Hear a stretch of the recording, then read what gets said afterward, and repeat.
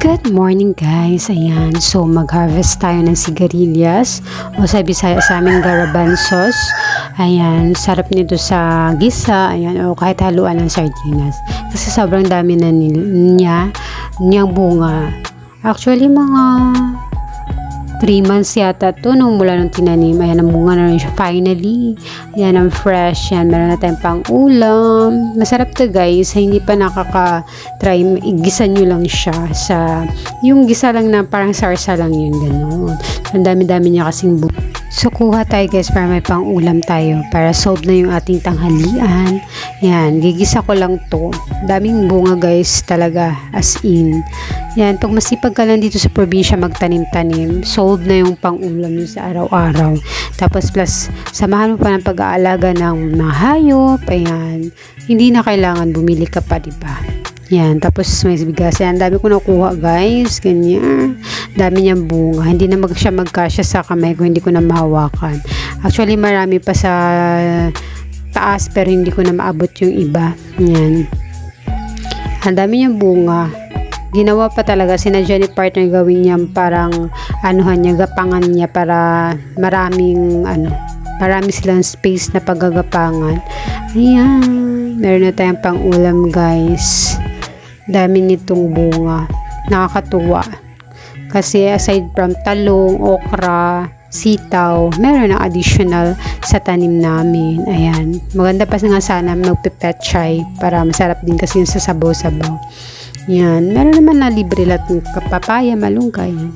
After no, nagsaing na nga ako kasi dito na kami sa labas magsasaing para kumbaga tipid sa gas. Kasi pag sa gasol ka, okay lang dun yung mga ulam-ulam. Pero pag sinaing, okay na tong dito lang sa labas. Para tipid sa gas kasi ang mahal ng bilihin ngayon, mahal pa yung gas, mahal pa yung bigas. Lahat na talaga nagmahal. Siya lang ang hindi nagmahal. Char. Ayan. So, saing time para sa tanghalian naman. Maaga ko nagsasaing. So you guys, good morning. Have a nice day sa lahat. Grabe, ang kalat ko dito hindi na maintindihan. Kasi yung working room ko or working area. Ito pa. Kasi hindi pa ako makapag-post. Yan. Binukod ko, sineperate ko kasi ito yung mga dark colors like black, kanyan. Tapos ito yung nasa plastic, mga may mga iba-ibang colors, gray, ganun, red, ito iba-iba din.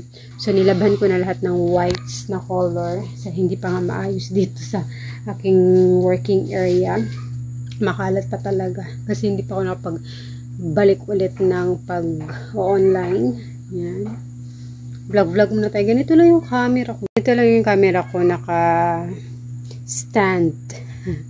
Kasi nasimulan ko na ng ganito. Ayan. So, busy ang one day vlog lang to. Tapos upload na. O, diba? Tapos ito yung mga nakuha ko. O, may ulam na, diba? Gulay. Yan. Dami. Sarap ito sa sardinas, guys. Promise. Yung sigarilyas. Sa amin, yan eh. Garbanzos. Garbanzos ba? O, parang garbanzos yun sa Bisaya. Yan.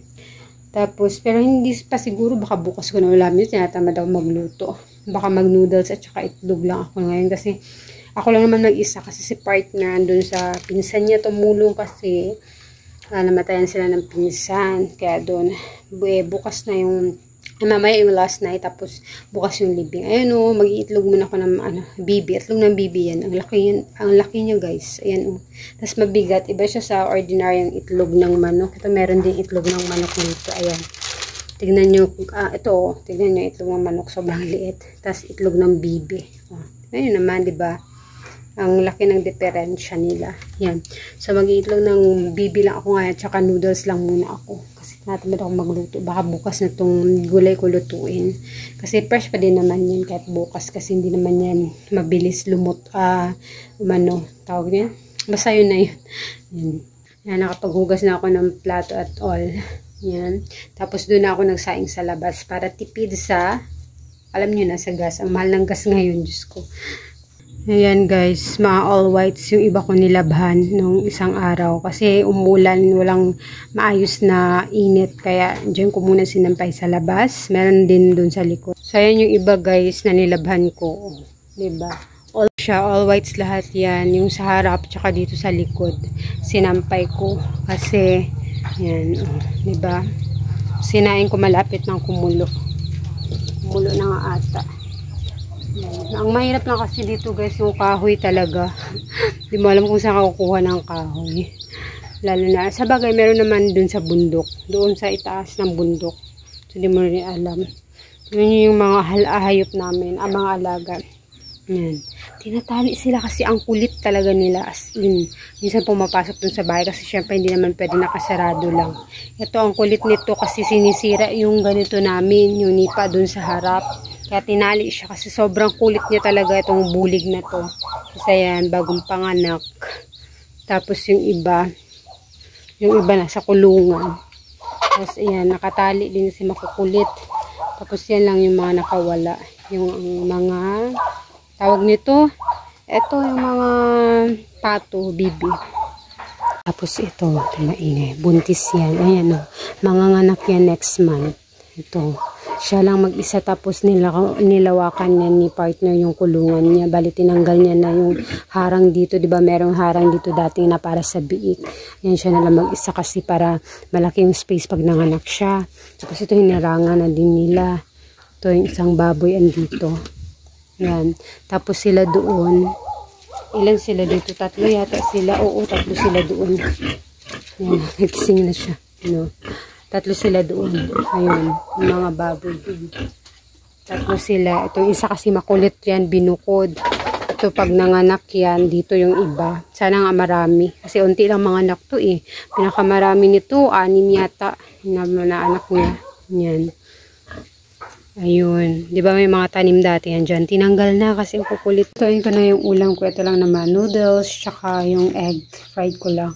Ayan ko lang yung dito yung vlog. Kasi pag after nito kakain na ako. So thank you guys for watching. Sana nag-enjoy kayo sa aking mini vlog. Ayan. Short vlog pala. Ayan.